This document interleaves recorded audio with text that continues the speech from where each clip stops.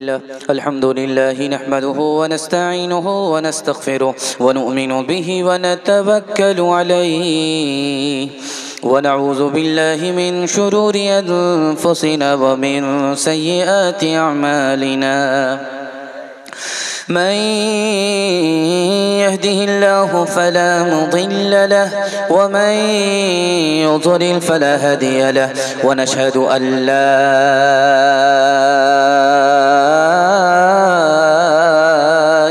इल्लल्लाह वहदहु ला शरीका लहु व नशहदु अन्न सय्यदना व नबियना व हबीबना व शफीअना व सनदना व इमामना व मौलाना मुहम्मदन अब्दुहु व रसूलुहु सल्लल्लाहु अलैहि व अला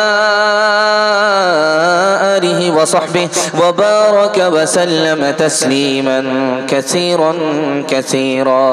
अम्मा बअदु फअऊज़ु बिल्लाहि मिनश शैतानिर रजीम। बिस्मिल्लाहिर्रहमानिर्रहीम वबश्शिरिस साबिरीन। सदक़ल्लाहु मौलानल अज़ीम व क़ाल अन्नबिय्यु सल्लल्लाहु अलैहि वसल्लम मन युरिदिल्लाहु बिही खैरन युसिबहु औ कमा क़ाल अलैहि सलातु वस्सलाम। सुब्हानल्लाहि व बिहम्दिही सुब्हानल्लाहिल अज़ीम व बिहम्दिही अस्तग़फिरुल्लाह। सल्लल्लाहु अला सय्यिदिना मुहम्मद सल्लल्लाहु अलैहि वसल्लम। अल्लाहुम्मा सल्लि अला सय्यिदिना मुहम्मद या रब्बि सल्लि अलैहि वसल्लिम। तूफान कर रहा था मेरे अज़्म का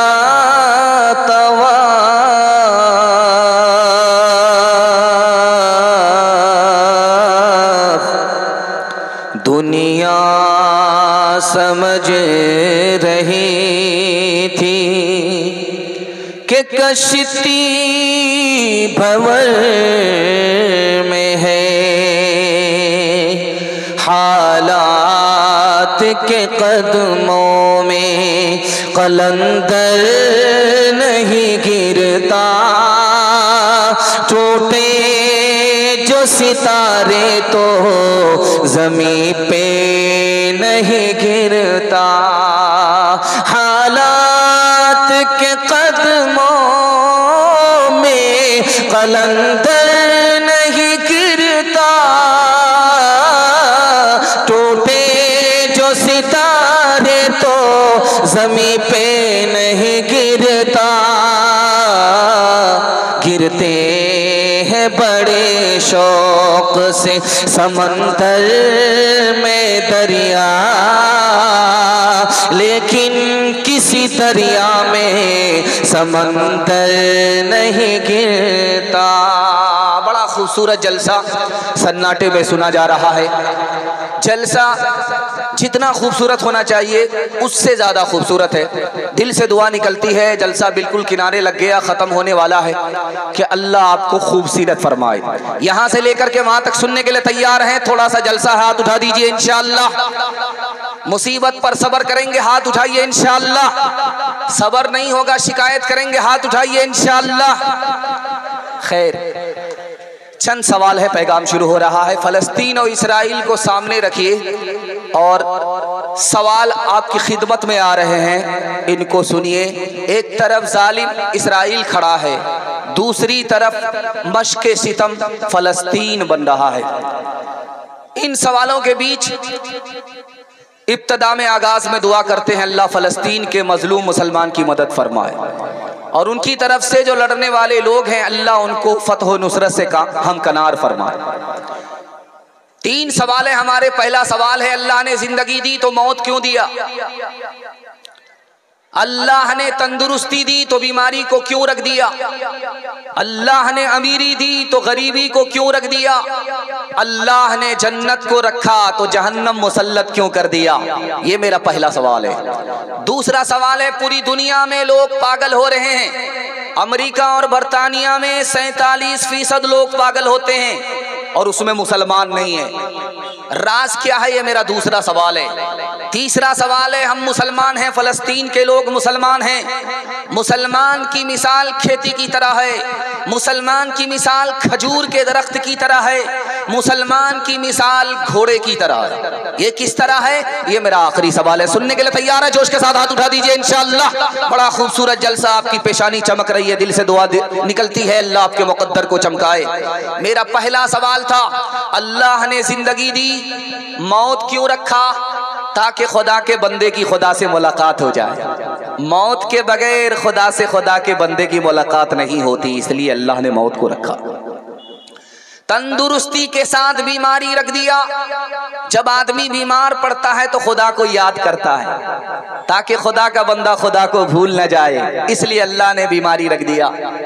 अमीरी के साथ गरीबी रखा, ताकि खुदा की नेमत खाए तो खुदा का नाम ले, खुदा को भूल न जाए, इसलिए अल्लाह ने गरीबी को रखा। और जन्नत के साथ दोज़ख इसलिए रखा ताकि हर मुसलमान को खौफ खुदा दिल में हो, खुदा से बेखौफ ना हो जाए, इसलिए अल्लाह ने जहन्नम को रखा। 47% अमेरिका में लोग पागल होते हैं, उसमें मुसलमान नहीं है। जानते हैं मुसलमान के पास सब्र है, इसलिए सहारा ले लेता है, पागल नहीं होता। बूढ़ा बाप जिंदा है, बेटे का जनाजा उठ रहा है, क्या कहता है? आंसू पोंछता हुआ, अल्लाह ने दिया था, अल्लाह ने ले लिया। सब्र का सहारा लिया, सर हल्का हो गया, पागल नहीं होता। मुसलमान खेती की तरह है। फलस्तीन के मुसलमान को सामने रखिए, मुसलमान खेती की तरह। आपने अभी धान की खेती काटी है, धान के ऊपर हवा चलती है, तूफान आता है, वो डोलता है फिर संभलता है, डोलता है फिर संभलता है, जड़ से उखड़ता नहीं है। मुसलमान के ऊपर मुसीबत आती है, जैसे फलस्तीन के मुसलमान पर मुसीबत है, वो सब्र का सहारा लेकर के संभल जाता है, जड़ से उखड़ता नहीं है। मुसलमान की मिसाल खजूर के दरख्त की तरह है। खजूर के दरख्त की जड़ जमीन के अंदर होती है, उसका सर आसमान में होता है। मुसलमान के सीने में ईमान गड़ा हुआ होता है, उसका अमल आसमान को पहुंचता है। जैसे खजूर का दरख्त है वैसे मुसलमान है, जैसे घोड़ा वैसे मुसलमान। अस्तबल में घोड़ा है, घर से बाहर निकल गया, कितनी ही दूर घोड़ा घर से दूर चला जाए लेकिन वापस घर आता है। मुसलमान गुनाह से कितनी ही दूर हो जाए, अल्लाह से कितनी ही दूर हो जाए, लेकिन जैसे ही तौबा करता है खुदा से करीब हो जाता है। हाथ उठा करके वादा कीजिए, पहली फुर्सत में तौबा करेंगे, हाथ उठाइए इंशाअल्लाह। मरने के बाद तौबा जरूर करेंगे, हाथ उठाइए इंशाअल्लाह। खालिक़े दो जहां अपने महबूब के, खालिक़े दो जहां अपने महबूब के, उम्मती को न ऐसी सजा दीजिए। लुट गए मालो जान जल गया आशियां, लुट गए मालो जान जल गया आशियां। क्या खता थी हमारी बता दीजिए, हमने माना बहुत ही गुनहगार है, कुछ भी है आप ही के परस्तार है। जिसने मारा है चुन चुन के या रब हमें, जिसने मारा है चुन चुन के या रब हमें, बस में हस्ती से उसको मिटा दीजिए। शहर क्या गांव क्या मुल्क भर की फजा, नारे नमरूद की जद में है या खुदा। हमको ईमान बराहीम सा हो अता, उसको गुलजार जन्नत बना दीजिए। कितने फिरौन ने फिर जन्म ले लिए, एक दर ही नहीं सैकड़ों हो गए। या खुदा हर मुसलमान हो मूसा सिफत, या खुदा हर मुसलमान हो मूसा सिफत, सबके हाथों में जोरे असा दी खूबसूरत जलसा, बहुत अच्छे माहौल में आप सुन रहे हैं। अल्लाह आपको जज़ाए खैर दे। 3 मिनट का पैगाम आपकी खिदमत में लेकर के आ रहा हूँ और आप जितना अच्छा सुन रहे, उम्मीद नहीं थी, मैं तो घबरा गया था। और शमशाद राही कारी साहब जब आए तो मैं और परेशान हो गया कि बचा खुचा मजमा चला जाएगा, लेकिन अल्लाह ने आपको इस जलसे में जमा दिया। मेहमान की आबरू आपने रख ली।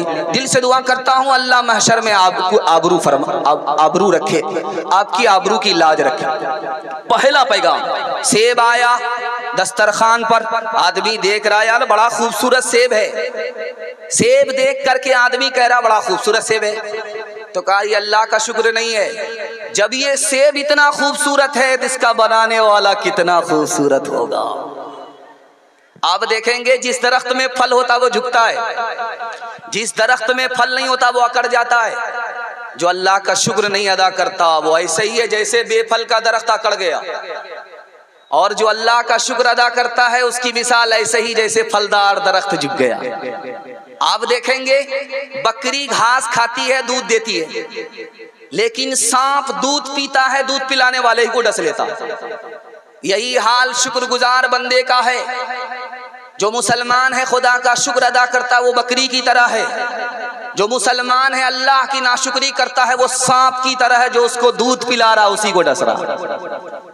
एक बात जानते हैं, ये बाईं तरफ है, यहाँ दिल है, ये 1 मिनट के लिए रुक जाता है। ये 24 घंटा चलता रहता मगर 1 मिनट के लिए रुक जाता है। ये कब रुकता है अल्लाह आपके इल्म में इजाफा फरमाए, जब हमको जोर से छींक आती है ये रुक जाता है, उसके बाद ये फिर से चलना शुरू करता है। इसलिए अल्लाह के रसूल ने फरमाया जब तुम्हें छींक आए तो अल्हम्दुलिल्लाह बोलो, इसलिए कि जो दिल तुम्हारा बंद हो गया था अल्लाह ने उसे दोबारा चला दिया है। एक आदमी रोटी चटनी खा रहा था, बासी भात पंता भात खा रहा था, कह रहा था अल्हम्दुलिल्लाह माशाअल्लाह सुभान अल्लाह। एक आदमी बगल में बैठा हुआ था, ये भात में पंता भात में सुभान अल्लाह बोल रहे, ये पंता भात में अल्हम्दुलिल्लाह बोले। रोज अल्लाह तुमको पंता ही भात खिलाएगा, जब तक बिरयानी ना मिले सुभान अल्लाह मत बोलना। है गौसो कुतुब सब गुलाम उस खुदा के, नबी या वली हो उसी से है लेते। है गौसो कुतुब सब गुलाम उस खुदा के, नबी या वली हो उसी से है लेते। जिसे चाहे दे दे, जिसे चाहे ना दे बना दे, वो जिसका बनेगा मुक़द्दर। हो अल्लाह अकबर, हो अल्लाह अकबर, हो अल्लाह अकबर, हो अल्लाह अकबर। उसी के है हाथों में हाजत रवाई, उसी के है बस में ये मुश्किल कुशाई, उसी को है हासिल ये शाने अताई। हुआ है न होगा कोई उसका हमसे। हो अल्लाह अकबर, हो अल्लाह अकबर, हो अल्लाह अकबर, हो अल्लाह अकबर। खुदा को पहचानना है, खुदा के एहसान को मानना है, जिंदगी भर के लिए जलसा आपको कामयाब कर देगा। सुनने के लिए तैयार हैं? हाथ उठा दीजिए इंशाअल्लाह। मतलब के लिए दोस्ती होगी, हाथ उठाइए इंशाअल्लाह। खैर, हम भी आपको ठिकाने लगा करके छोड़ेंगे। देखें आप कहाँ जगह पकड़ते हैं, ध्यान से सुनिएगा। हमारे घर में बकरी है, घास खा रही है, घास खा रही है। मालिक ने उसको पुकारा, वो घास छोड़ करके मालिक को देखने लगती है। बकरी को भूख लगी, हम घास दे रहे हैं, वो भूख में घास और पत्ता खा रही है। जैसे ही किसी ने उसको पुकारा, मालिक ने पुकारा, घास छोड़ करके वो मालिक की तरफ मुतवज्जो हो जाती है।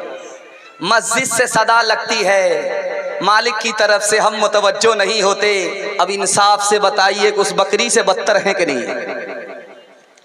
आज बकरी ने नया बच्चा दिया, बकरी चली गई जंगल, बच्चा घर में है। जब वो घास चर करके जंगल से वापिस आ रही है, अब उस बच्चे को खोला जा रहा है। ताकि बच्चा बकरी का दूध पी ले। अब हर बच्चा अपनी माँ की तरफ भाग रहा है, हर बकरी अपने बच्चे की तरफ जा रही है। आज का बच्चा, नया बच्चा जो आज बकरी का पैदा हुआ, वो अपनी माँ को पहचान रहा है। जो माँ बाहर गली गई थी, जंगल चली गई थी, बस्ती से बाहर चली गई थी, उसको पहचानता है। बकरी पहचानती है कि ये मेरा बच्चा है। हम बचपन से 55 में आगे खुदा को नहीं पहचानते, उस बकरी के बच्चे से भी बदतर है। ये छोटे छोटे बच्चे जब देखेंगे आप, 7 साल का, 2 साल का, 3 साल का बच्चा बाप के साथ होता है, तो कोई अगर उसको पैसा देना चाहे तो नहीं लेता, बाप का मुंह देखता है। कोई खजूर देना चाहे वो बाप का मुंह देखता। क्या मतलब हुआ? बाप का मुंह देखता है, मतलब क्या है कि बाप की इजाजत है कि नहीं है। अगर बाप ने यूं इशारा कर दिया, यूं लपक लेता। अगर बाप ने इशारा नहीं किया तो आप, वो पत्थर है, गुल मोहम्मद है, हिलने का नाम नहीं लेगा। आप लाख घूसा मारिए लेकिन वो नहीं लेगा। लेकिन हमारा खुदा, हम उसके बंदे, कदम उठाने से पहले खुदा की मर्जी नहीं देखते।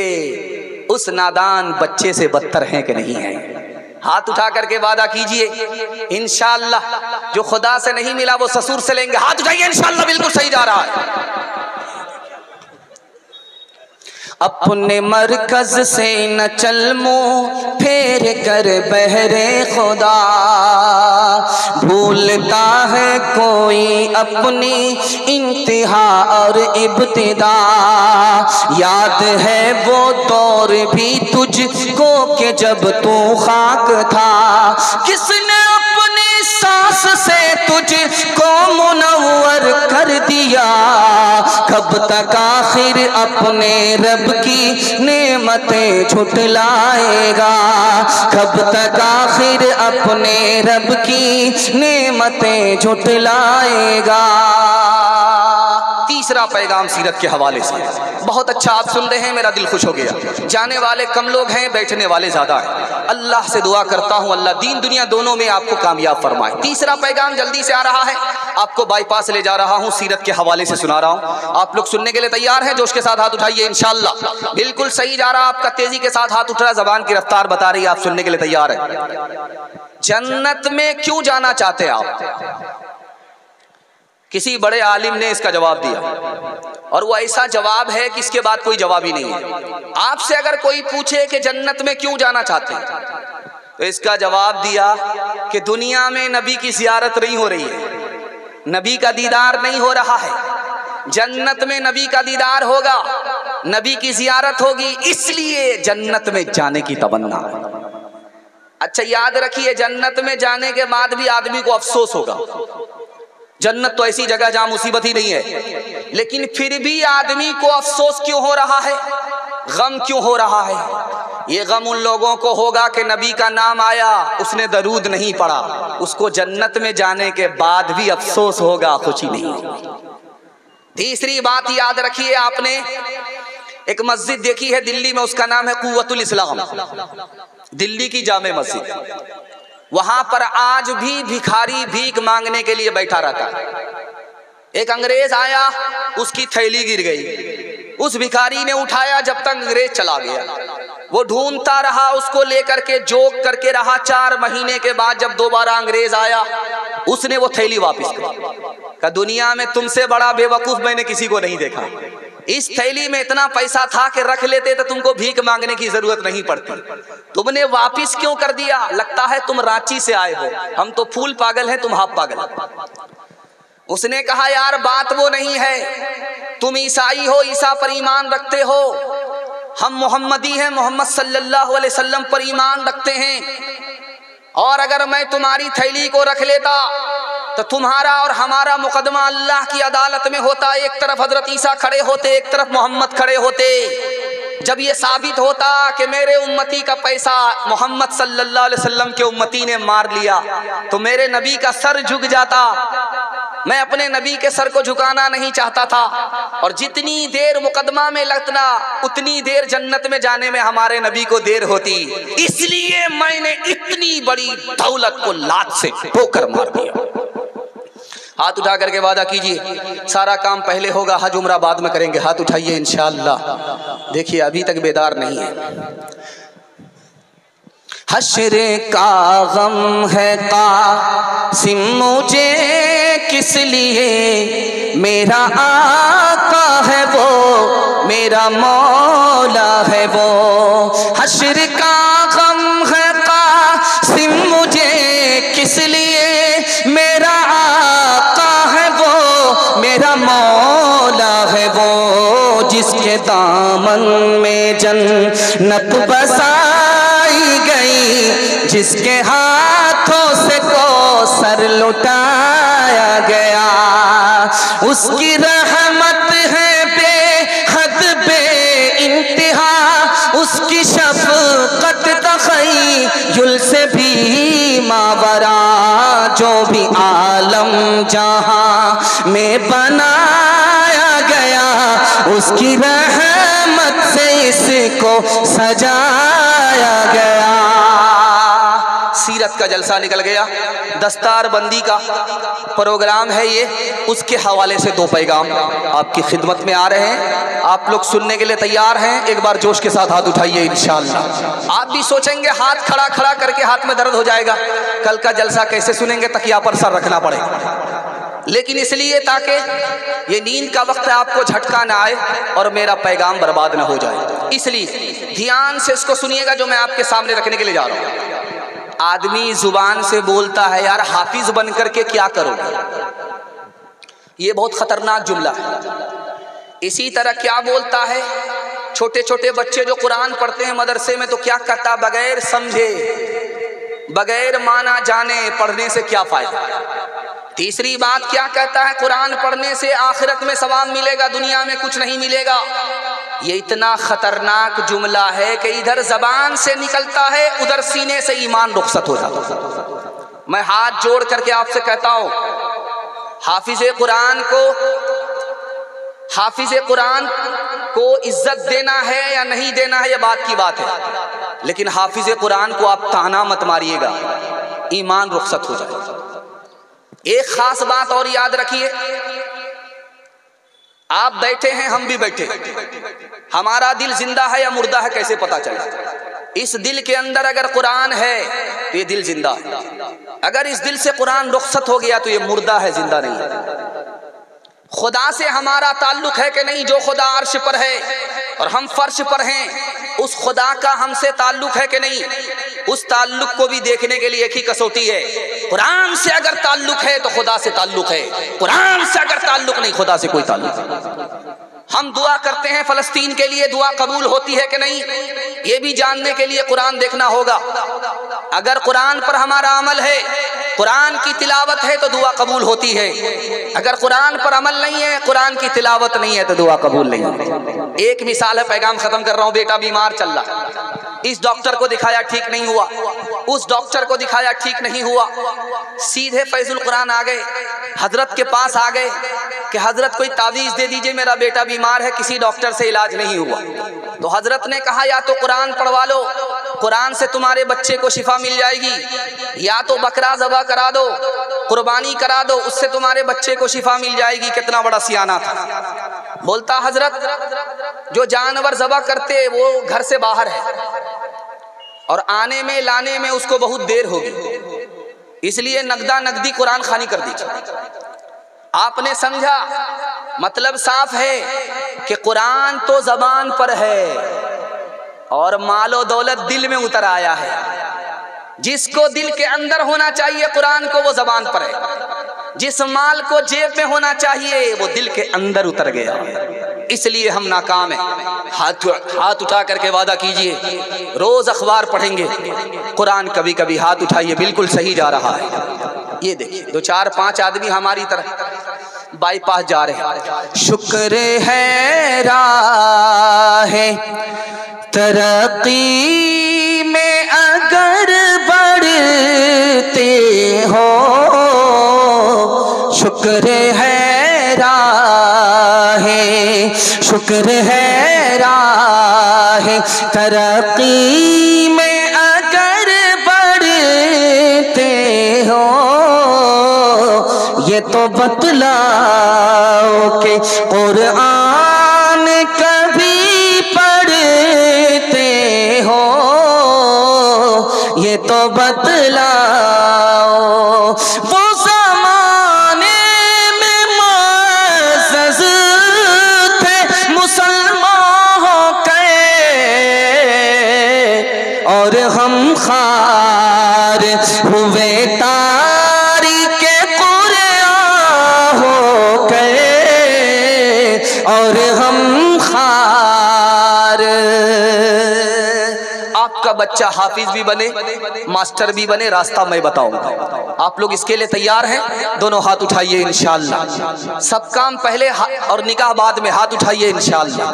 खैर, आपकी बेदारी को हम टोल लें। अगर आप आखिर तक बेदार नहीं हुए, आपका जनाजा पढ़ करके जाएंगे। ध्यान से सुनिएगा, जल्दी से निकल जाएगा। मैं आपकी खिदमत में रखने के लिए जा रहा हूं। आपका बच्चा हाफिज भी बने, मास्टर भी बने। कैसे बनेगा? एक ही बच्चा, रास्ता में बताऊंगा। 5 साल आप अपने बच्चे को स्कूल में पढ़ाइए। इसको बहुत ध्यान से सुनिएगा, आपको फायदा होगा। जिंदगी भर आप मेरा नाम लेंगे, खुदा के एहसान को आप भूलेंगे नहीं। 5 साल अपने बच्चे को आप स्कूल में पढ़ाइए। 5 साल जब स्कूल में पढ़ ले, उसको स्कूल से निकालिए। मदरसे में 3 साल के लिए आप दाखिल कर दीजिए। 3 साल में आपका बच्चा हाफिज बन जाएगा। और जानते हैं उसका दिमाग कितना तेज होगा? जैसे पत्थर पर चाकू तेज होता है, उसी तरह उस बच्चे का दिमाग तेज हो जाएगा। अब वो 3 साल का जो गैप हुआ स्कूल का, बच्चे को ट्यूशन कराइए। आपका बच्चा सबसे आगे होगा। सारी दुनिया के बच्चे को वो बच्चा पीछे छोड़ देगा, सबसे आगे निकल जाएगा। जानते हैं क्यों? जिसके लिए कुरान आसान, उसके लिए दुनिया की कोई किताब मुश्किल हो नहीं सकती। अल्लाह के रसूल पैदल चल रहे, सहाबी ऊंट पर सवार है। अल्लाह के रसूल से सहाबी कहते हैं, या रसूल अल्लाह, ये बड़ी बेअदबी हो रही है। आपका गुलाम ऊंट पर सवार होकर के चले, आप पैदल चलें, बहुत बड़ी बेअदबी है। अल्लाह के रसूल ने कहा कि बात वो नहीं है, बात ये है कि मैं नबी हूं, तुम मेरे उम्मती हो। मैं तुम्हारे एहतराम में पैदल इसलिए चल रहा हूं कि तुम हाफिज कुरान हो। हमारे यहाँ कब्रिस्तान बहुत बड़ा होता है। एक मुर्दा जो दफन हो जाता है, उसकी कब्र 1 साल पुरानी ऐसे ही रह जाती है। लेकिन मदीने में कब्रिस्तान बहुत छोटा है, मरने वाले लोग ज्यादा, कब्रिस्तान छोटा। तो अब क्या होता है, हर 6 महीने में पुरानी कब्र को खोद करके नया मुर्दा डाल दिया जाता है, हर 6 महीने में। लेकिन मदीना में एक कब्र ऐसी है, हर 6 महीने में उसको खोला जाता है, कफन के साथ लाश भी महफूज है। हुकूमत सर पकड़ करके बैठ गई है, कौन सा खुशनसीब है। 6 महीने में सबकी लाश गल जाती है, सड़ जाती है, मिट्टी बन जाती है। ये कौन खुशनसीब है कि साल का साल गुजर गया, लाश भी कफन भी सब महफूज है।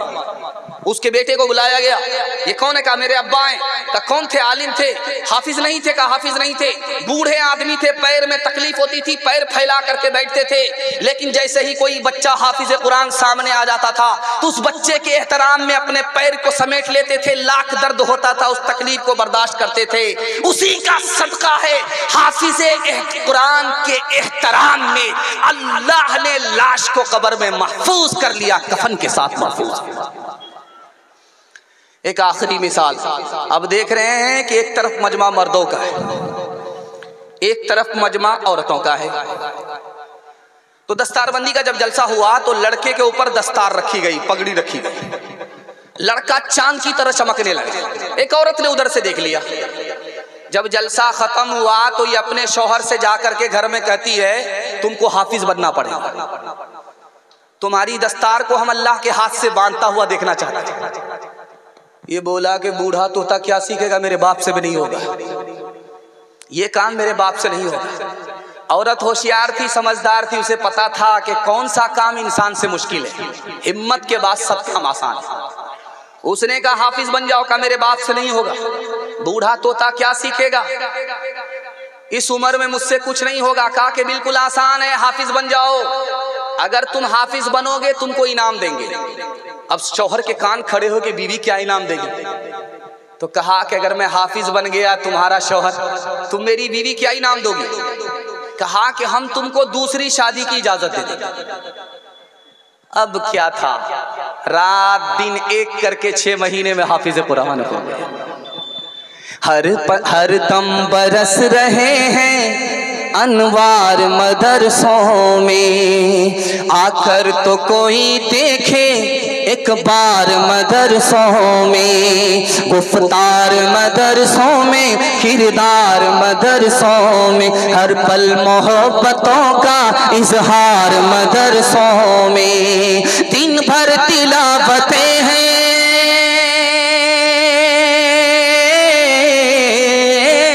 दिन भर तिलावतें हैं, शब भर इबादतें हैं, होता नहीं कोई दिन इतवार मदरसों में, होता नहीं कोई दिन इतवार मदरसों में। हाथ उठा करके वादा कीजिए, कौम का बच्चा मदरसे में, अपना बच्चा स्कूल में। बिल्कुल सही जा रहा, हाथ उठा दीजिए इंशाअल्लाह। खैर, डिस्क ब्रेक मार करके आपने मेरा दिल खुश कर दिया कि आप दिलो दिमाग से मुकम्मल तैयार है। अल्लाह आपको जज़ाए खैर दे। आधा जलसा मेरे हिस्से का निकल चुका है, थोड़ा सा जलसा बाकी रह गया है। अगर आप साथ देंगे तो हम दुआ तक पहुंच जाएंगे इंशाअल्लाह। पेशाब पखाना रोक करके बैठेंगे, हाथ उठाइए इंशाअल्लाह, और यहाँ आकर के फंसे नहीं, ये लग जाए तो निकल जाइएगा, वरना जलसा खराब हो जाए। आसमान से ही लाइसेंस है, जहां पेशाब लगे पखाना लगे निकल जाए। दुनिया और आखिरत के हवाले से आपको पैगाम देने के लिए जा रहा हूं। आप इंसान का पेट देखिए, एक बालिश्त है, इसमें कितना दाना आएगा? 2 मुर्गी 4 मुर्गी के पेट के बराबर दाना आएगा। एक बालिश्त पेट है इंसान का, इसको भरने के लिए 2 मुट्ठी दाना चाहिए, लेकिन पूरा जहन्नम निगल रहा है, उसको सब्र नहीं है। जानते हैं क्यों? ये पेट की भूख नहीं है, ये आंख की भूख है। आंख की भूख के बाद आदमी और कुत्ता दोनों बराबर। दिखाने के लिए जा रहा हूं, बहुत ध्यान से आप सुनिएगा। एक आदमी की उम्र 90 साल, वो मकान किराए पर ले रहा है 300 साल के लिए। एक आदमी दौड़ा दौड़ा जलसे में आया और ऐलान किया कि खुश हो जाओ, उत्तर दिनाजपुर वाले, लालकुरी वाले मलकुल मौत का इंतकाल हो गया। अब बोला कि ये साला रांची से आया है, क्या बोल रहा है? ये तो कह रहा है कि मलकुल मौत का इंतकाल हो गया। उससे पूछा कर क्या कह रहे हो, तुम्हारा दिमाग तो सही है? क्या मेरा दिमाग सही है? तुम लोग पागल हो। मलकुल मौत का इंतकाल हो चुका है। जो आदमी 90 साल का बूढ़ा हो चुका है, वो 300 साल के लिए मकान किराए पे लेता है। बताओ कि मलकुल मौत का इंतकाल हुआ कि नहीं? एक बूढ़ा था, रात दिन दुकान को छोड़ता ही नहीं था। बेटा कहता था अब्बा थोड़ा खिसकिए ना, लेकिन वो जाता नहीं था कि जैसे खिसकूंगा इधर मेरा पैसा खिसक जाए।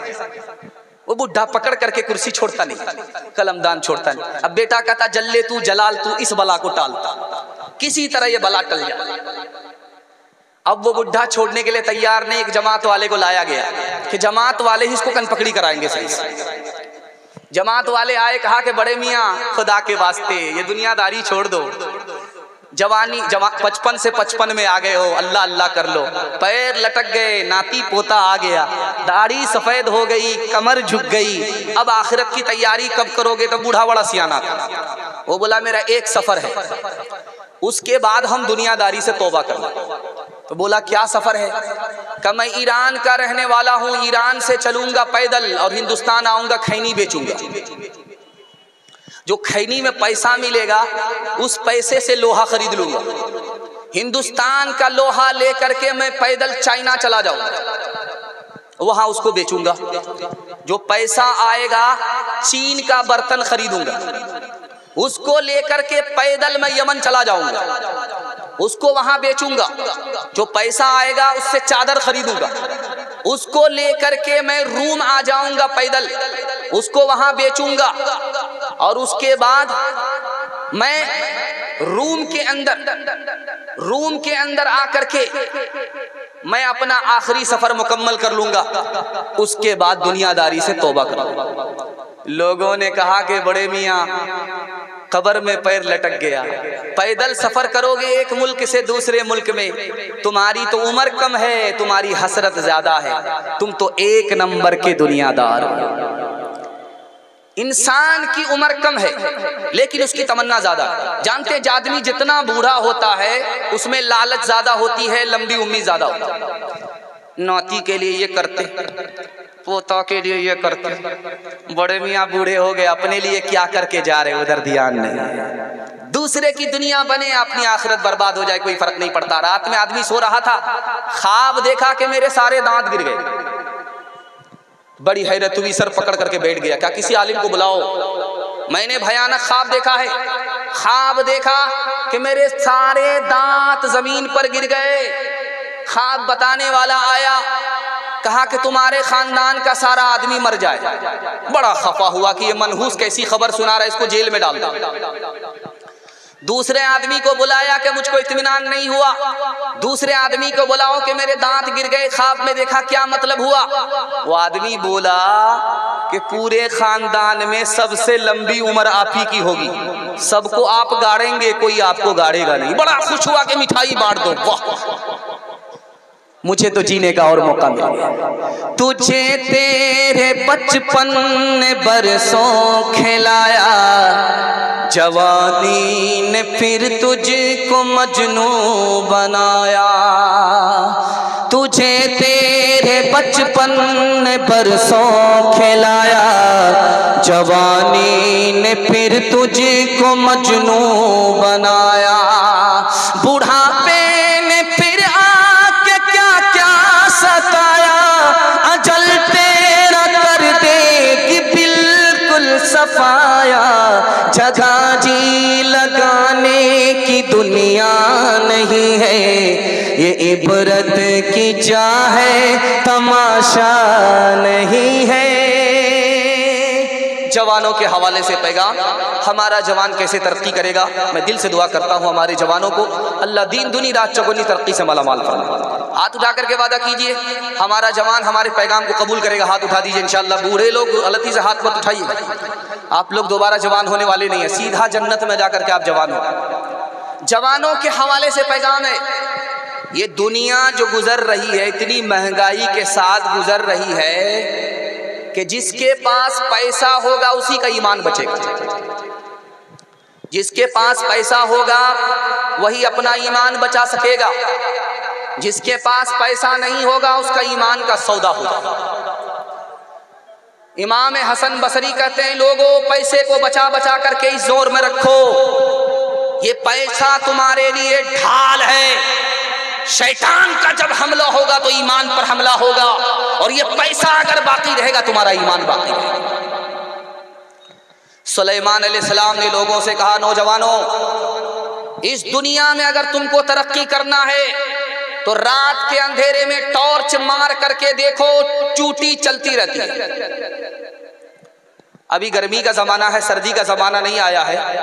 आप रात में टॉर्च मार करके देखिए, जमीन पर चूटी चलती रहती है। दिन में भी चलती है, रात में भी चलती है। करती क्या है? गर्मी के लिए, गर्मी में वो मेहनत कर रही है, रोजी इकट्ठा कर रही है ताकि सर्दी में उसको बैठ करके खाए। चोटी कितनी कमजोर मखलूक है, पैर के नीचे आ जाए मसल दी जाए, उसके ऊपर कोई पुलिस नहीं है, कानून नहीं है, लेकिन समझदारी को दाद दीजिए कि बरसात में उसको निकलना नहीं है, सर्दी में उसको निकलना नहीं है, इससे पहले मेहनत मजदूरी करके रोजी इकट्ठा कर। एक जवान आया मस्जिद में, दुआ करता, ए अल्लाह छप्पर फाड़ करके दे दो, लूट करके लाऊं, कूट करके खाऊं। हज़रत उमर ने सुन लिया, कोड़ा लेकर के सवार हुए। ओ जवान, क्या दुआ कर रहे थे, दोबारा सुनाओ। कहा हुजूर गलती हो गई, नबज ठार हो गई, पेशाब रुक गया। करे क्या दुआ कर रहे थे? कहा दुआ कर रहे थे, कहे मेरे परवरदिगार छप्पर फाड़ करके दे दो, लूट करके लाएं, कूट करके खाएं। का नालायक कहीं के, जवान हो, सिर्फ दुआ करने से रोजी नहीं मिलती है। दुआ मस्जिद में करो, रोजी तलाश करने के लिए मस्जिद से बाहर निकल जाओ। आसमान से सोना बरसता नहीं है, आसमान से चांदी बरसती नहीं है। अल्लाह ने जमीन में रोजी को फैलाया, उसको चूटी की तरह तलाश करती है। एक आदमी भीख मांग करके थक गया, उसको कहीं से भीख नहीं मिला। जैसे अभी मदरसे में जब जलसा होता है तो बेचारे का पांव टूट जाता है चंदा मांगते मांगते। लोग कहते हैं कि कल आइएगा दे देंगे, परसों आइएगा दे देंगे, और जलसा में 5-5 हजार लिखाते हैं। चप्पल खिया जाती है, चंदा मिलता नहीं, उधार में सुधारी नहीं। जोश में आकर के लिखा दिया 5000। अब घर पहुंचे, जोश ठंडा हो गया, अब सर पकड़ करके बैठ गए। सोहराब साहब तो है नहीं कि जेब काट लेंगे, वहां जाकर के होश आएगा। चंदा देते नहीं है, चंदा से डरते। एक आदमी भीख मांग करके परेशान हो गया, उसका पांव टूट गया। बहुत बड़ी बिल्डिंग थी, उसके नीचे टेक लगा करके खुदा से कहता, मेरे परवरदिगार तेरा भी क्या इंसाफ है, गरीबों का तो पांव टूट रहा है भीख मांगते मांगते, और अमीरों को तूने छप्पर फाड़ करके दिया है। लाखों खर्च करते हैं, करोड़ों लुटाते हैं, एक गरीबों का हाल है, 2 रोटी नहीं मिलती है। वो आदमी अमीर जो था अपने कमरे में वो बैठा हुआ सुन रहा था। उसने नौकर को बोला कि उसको बुला करके ऊपर ला। जब ये ऊपर गया तो पूछा, ओ जवान क्या कह रहे थे? कह ये रहा था कि मैं 12 घंटे से भीख मांग रहा हूँ, पांव टूट गया, 2 वक्त की रोटी नसीब नहीं हुई। एक तुम लोग हो, बड़े बड़े मालदार हो, लाखों करोड़ों खर्च करते हो, छप्पर फाड़ करके खुदा ने दिया है। अरे बेवकूफ, तुम्हें मेरी तारीख मालूम नहीं, मैं भी तुम्हारी तरह पहले फकीर था, गरीब था, रात दिन की मेहनत के बाद अल्लाह ने ये अता किया है। तुमने कैसे समझ लिया कि हर मालदार को छप्पर फाड़ करके खुदा ऐसे ही दे देता है? मेहनत करो, राहत मिलेगी, मेहनत नहीं करोगे खुदकुशी करनी पड़ेगी। गुरु और चेला दोनों खाने का वक्त आया तो कहा कि खाना पकाना पड़ेगा। तो चेला से गुरु बोला कि लकड़ी लेकर के आओ। बोला हुजूर पांव टूट रहा है, आप ही चले जाइए। गुरु चले गए लकड़ी लाने के लिए। कहा बेटा चूल्हा फूंक दो। कहा कि मुझे दर्द हो रहा है, ये काम भी मुझसे नहीं होगा। कहा बेटा मसाला पीस दो। कहा ये भी हमसे नहीं होगा, हम थक गए। अब वो बूढ़ा खाना भी पका रहा है, लकड़ी भी जला रहा है, चूल्हा को भी संभाले, मसाला भी पीस रहा है। जब खाना पक करके तैयार हो गया तब गुरुजी ने कहा अरे खाना तो खा लो। कहा हुजूर अब शर्म आती है कि बार बार इनकार करना अच्छा नहीं है। कर तो भी तरक्की दुनिया में असबाब तिजारत पैदा कर तो भी तरक्की दुनिया में असबाब तिजारत पैदा कर तो भी तरक्की दुनिया में, कर तो भी तरक्की दुनिया में असबाब तिजारत पैदा कर।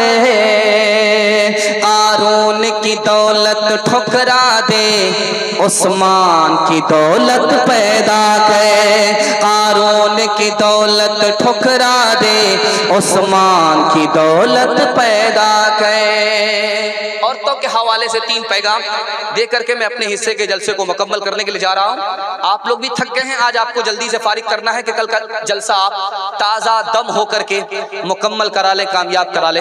औरतों के हवाले से पैगाम सुनना है, हाथ उठा दीजिए इंशाअल्लाह। औरत को सर पर बिठाएंगे, हाथ उठाइए इंशाअल्लाह। हुकूमत चली जाएगी, जरा ध्यान से रखिएगा, जल्दी से निकल जाएगा। पैगाम को जल्दी से सुनिएगा, जल्दी से निकल जाएगा। दूध पीने वाला बच्चा माँ की गोद में पेशाब करे, अगर बेटा है तो पेशाब को धोना बिल्कुल आसान। दूध पीने वाली बेटी है, अगर माँ बाप की गोद में पेशाब करे तो पाक करना मुश्किल है। इमाम शाफी रहमतुल्लाह अलैह कहते हैं बेटा पेशाब करे माँ बाप की गोद में, पाक करना आसान। बेटी पेशाब करे माँ बाप की गोद में, पाक करना मुश्किल। कैसे? बेटा है, दूध पी रहा है, अभी खाना नहीं खाता, दूध पीता है, वही बच्चा माँ बाप की गोद में पेशाब कर दिया। इमाम शाफी रहमतुल्लाह अलैह कहते हैं पाक करना बिल्कुल आसान, घबराने की कोई बात नहीं। एक मुट्ठी पानी लीजिए मारिए, 2 मुट्ठी पानी लीजिए मारिए, जहां पेशाब किया है वहां पर पानी मार करके गाड़ लीजिए, झाड़ लीजिए, कपड़ा उतारने की जरूरत नहीं, कपड़ा पाक।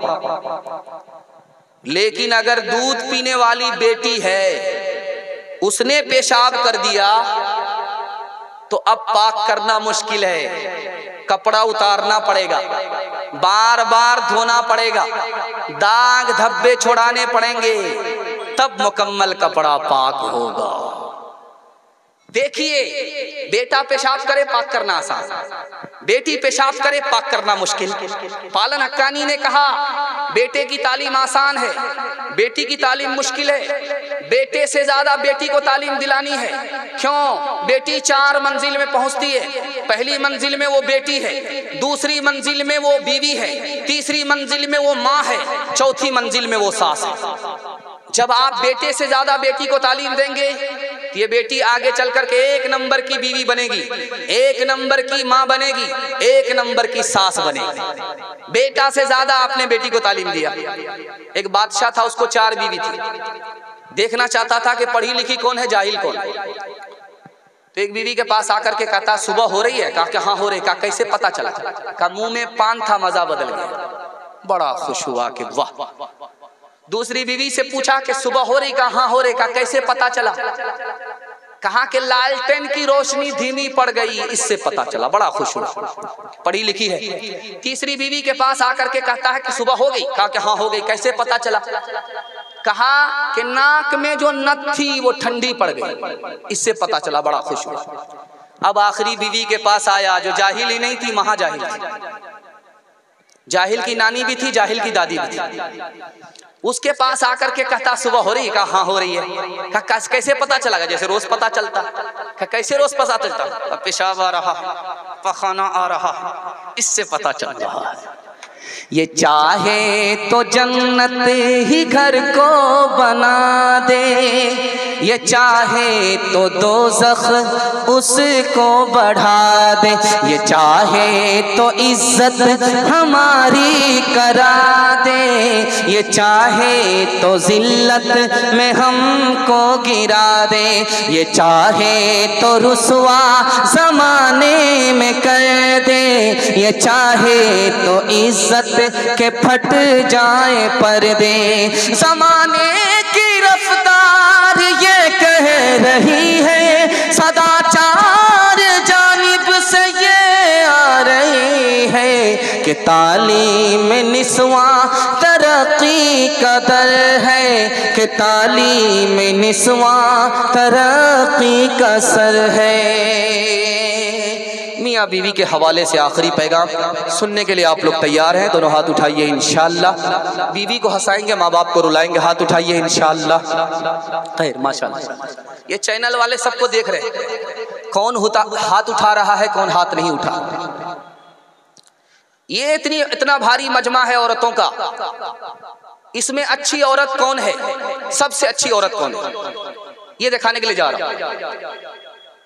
जब वो ससुराल आई, ससुराल में उसने मुसीबत को देखा तो क्या कहती है, यार मेरे ही घर में मुसीबत थोड़े है, पूरी दुनिया में मुसीबत है, सबसे अच्छी औरत। शौहर ने पूछा कि तुमको क्या खाना पसंद है, हम तुमको खिलाएं? का जो आप खिला दीजिए। शौहर ने पूछा कि कौन सा कपड़ा पहनाए, तुम्हारी पसंद क्या है? का जो आप पहनाइए। शौहर ने कहा कि तुमको क्या नाम दें, जो तुमको पसंद का जो आप नाम दीजिए। अरे अल्लाह की बंदी, जेब में पैसा है, अच्छा खाना खिलाना चाहता हूँ, जेब में पैसा है, अच्छा कपड़ा पहनाना चाहता हूँ, जेब में पैसा है, तुम्हारी फरमाइश पूरी करना चाहता हूँ। कहा हुजूर आप तो मेरे शौहर हैं, मैं तो आपकी बीवी हूँ, जो आपकी पसंद है वही हमारी पसंद है। अगर हमारी अपनी कोई पसंद होती तो मैं खुद शौहर होती, बीवी नहीं होती। पहली बार ससुराल आई, ससुराल आकर के शौहर को बिठा करके कान में कहा, देखिए सुनिए, अपने भाई से झगड़ा मत कीजिएगा, तुमको हमसे मतलब है कि पूरे खानदान से मतलब है? कहा कि इसमें मेरा ही फायदा है। अगर आप अपने भाइयों से झगड़ा करेंगे, माँ बाप से झगड़ा करेंगे, तो हमारे बच्चे भी आपस में झगड़ा करेंगे। आप अपने भाइयों से झगड़ा मत कीजिए ताकि हमारे बच्चे भी मेल मोहब्बत से रहें, आपस में झगड़ा ना करें। एक मिसाल है, पैगाम खत्म कर रहा हूं। आप देखेंगे जब पहली बार शादी होती है किसी लड़की की तो वो ससुराल जाती है, किसी रस्म में एक दिन रह करके वापिस आती है, किसी के कहीं 2 दिन रह करके आती है, 3 दिन रह करके आती है। लेकिन जब वो पहली बार आती है ससुराल से मैके तो मोहल्ला भर की औरत घेर लेती है। अब उसमें सवाल जवाब होता है, बेटी ससुर कैसे थे? तो लड़की कहती सुभान अल्लाह। अब उससे पूछा जाता शौहर कैसे थे? कहती माशाअल्लाह। ननद कैसी थी? तो अल्हम्दुलिल्लाह। औरत कहती है चलो ये सब सवाल को छोड़ो, एक सवाल का जवाब, तुम्हारी सास कैसी थी? तो कहती अस्तगफिरुल्लाह इन्ना लिल्लाह ला हौला वला कुव्वता इल्ला बिल्लाह जल्ले तू जलाल तू इस बला को टाल।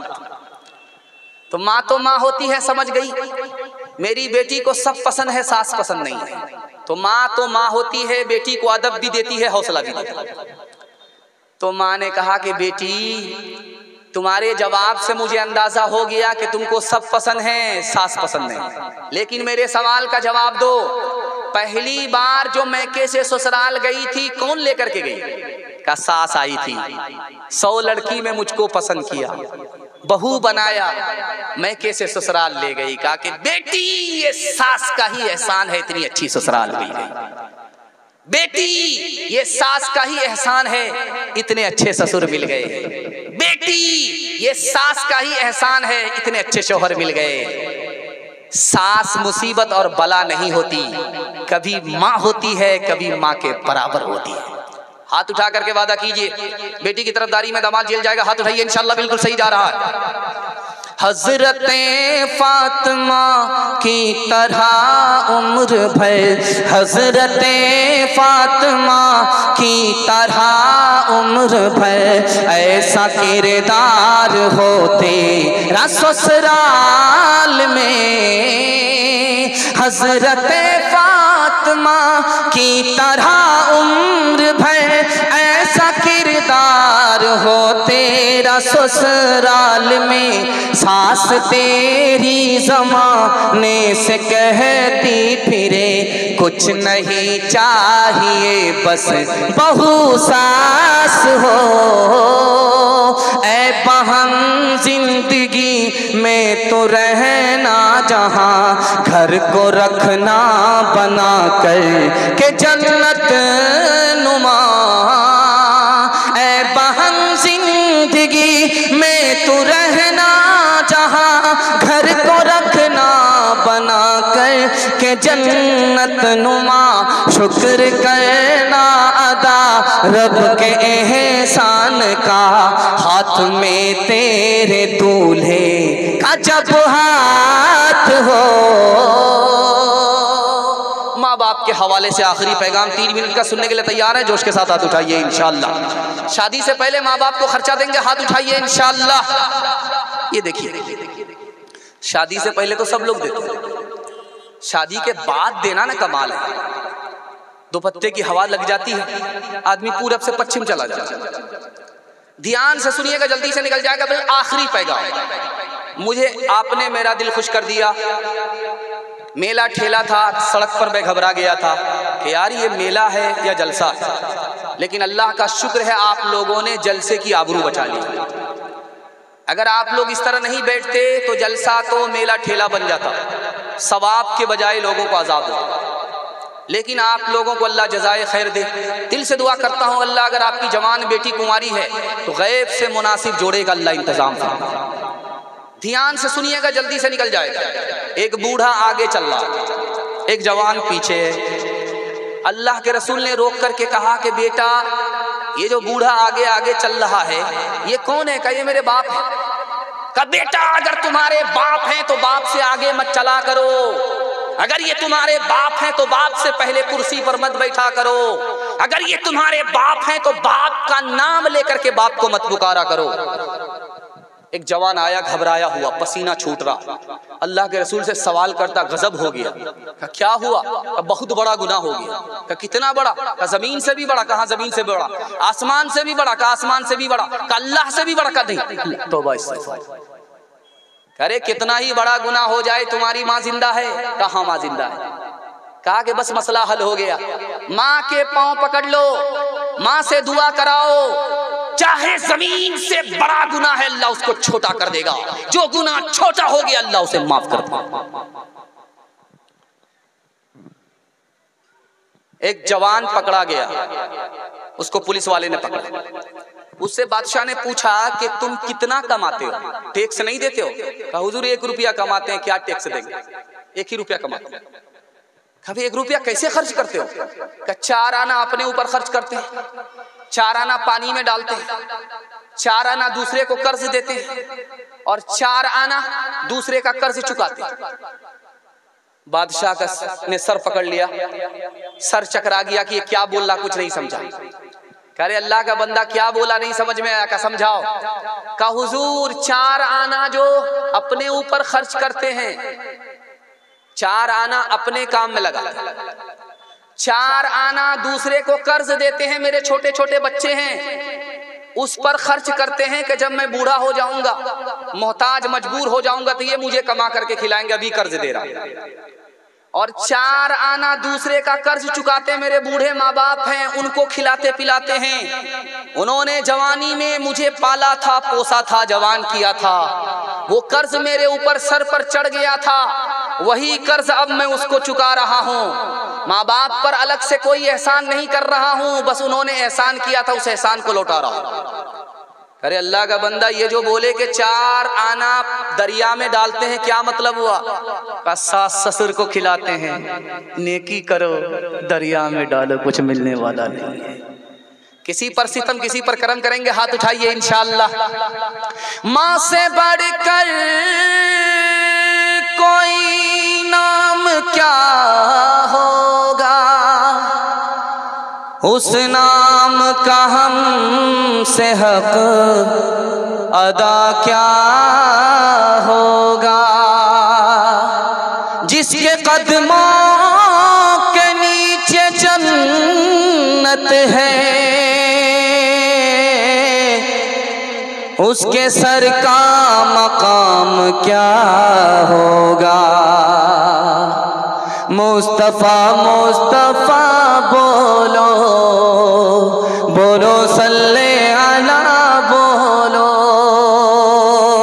एक दिन नबी ने हल्क़े असहाब में ये लफ्ज़ दोहराए 3 बार के नाकुस की कट गई। असहाब पूछते हैं वो बदबख्त कौन है, तौक़ीर जिसकी आपकी नजरों में घट गई। इरशाद यूं हुआ कि वो औलाद ना खलफ, घर जिसके जन्नत आ गई और पलट गई। माँ बाप का बुढ़ापे में जिसको न हो ख्याल, उस नासईद औलाद की किस्मत पलट गई। मुस्तफा मुस्तफा बोलो, बोलो सल्ले अला बोलो। एक पैगाम, आखिरी पैगाम, 1 लाइन का 1 मिनट का सुनने के लिए तैयार है? हाथ उठाइए इंशाअल्लाह। औरत को अपने हाल पर छोड़ देंगे, हाथ उठाइए इंशाअल्लाह। बिल्कुल सही जा रहा नहीं, औरत को अपने हाल पर छोड़ेंगे तो पर्दे में नहीं रहेगी, पर्दे से बाहर हो जाएगी। मुशायरा चल रहा था, एक लड़की एक मिसरा पढ़ रही थी। खुदा जाने के किस्मत में हमारी क्या लिखा होगा। डीजे का डांस चल रहा है, फातिमा नाम की लड़की फिल्मी हीरोइन बनकर के डांस कर रही है और उस पर मिसरा पढ़ रही है। खुदा जाने के किस्मत में हमारी क्या लिखा होगा। खुदा जाने के किस्मत में हमारी क्या लिखा होगा। एक जवान आया, कहा बेटी तुमको खुदा मरने के बाद बताएगा कि तुम्हारी किस्मत में क्या है। मैं अभी रजिस्टर खोल करके तुम्हारी कुंडली बता देता हूं कि तुम्हारी किस्मत में क्या है। गले में तोक लानत का, गले में तोक लानत का, सवारी को गधा होगा।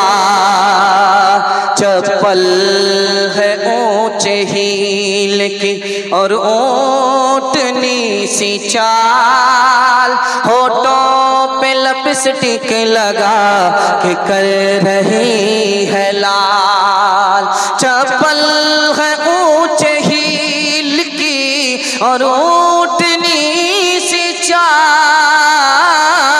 होठों पे लिपस्टिक लगा के कर रही है लाल। शौहर के सामने कोई जीनत नहीं रही, भी फातिमा सी अब कोई औरत नहीं रही। जलसा खत्म हो गया हर लाइन से। आपसे 3 वादा लूंगा, जिंदगी भर के लिए जलसा कामयाब हो जाएगा। हाथ उठा करके वादा कीजिए, अल्लाह की इबादत करेंगे इंशाअल्लाह, रसूलुल्लाह की इताअत करेंगे इंशाअल्लाह, मखलूक की खिदमत करेंगे इंशाअल्लाह। आपके घर में मुसीबत है, मैं गारंटी लेता हूँ मसनद रसूल पर बैठ करके आपके घर में मुसीबत नहीं होगी। कल से आप तजर्बा कर लीजिए। 3 वजह से मुसीबत घर में आती है, और आती है तो जाने का नाम नहीं लेती। पहली वजह है गुनाह करेंगे मुसीबत आएगी, हराम कमाएंगे मुसीबत आएगी, गलत माहौल में रहेंगे मुसीबत आएगी।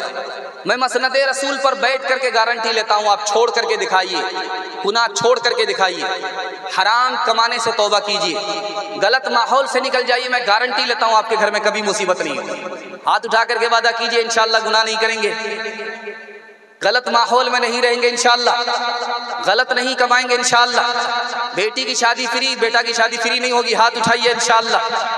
न किताबों से नवाजों से नज़र से पैदा, दीन होता है बुजुर्गों की नज़र से पैदा। नहीं सीखा इन्होंने दीन रहकर शेख के घर में, पले कॉलेज के चक्कर में, मरे साहब के दफ्तर में थे, केक के चक्कर में तो रोटी भी गई, बड़ी शेख की ताक में थे तो छोटी भी गई। नमानी बात वाइज की थे, पतलून के चक्कर में तो लंगोटी भी गई। वाखिर दावाना अनिल हम्दुलिल्लाह।